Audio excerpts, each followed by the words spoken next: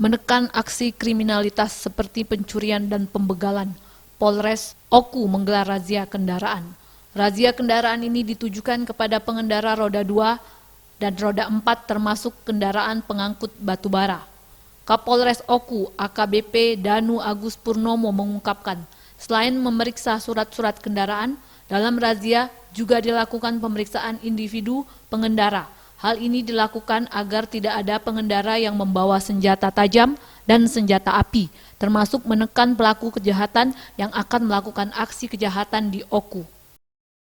Sementara itu, jumlah kendaraan yang tak dilengkapi surat-surat kendaraan dibawa ke Mapolres Oku dan dilakukan penahanan.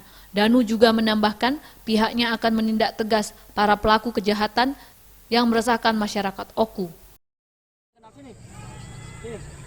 Ini Selesai kau.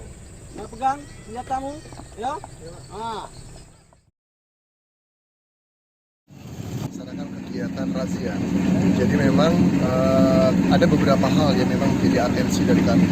Salah satunya adalah kita berupaya untuk terkait dengan kondisi jalan yang ada di wilayah Kabupaten Oku ini, terkait isu jalan yang rusak, terkait dengan kendaraan yang over dimensi dan overload. Jadi memang ukurannya dan beratnya juga tidak sesuai dengan kondisi jalan yang ada di wilayah Kabupaten Oku.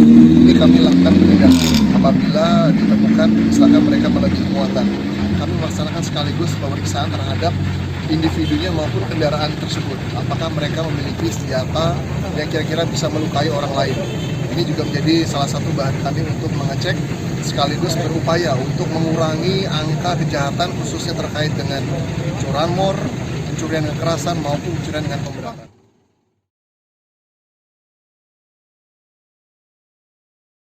Bagus Mihargo, Sriwijaya TV.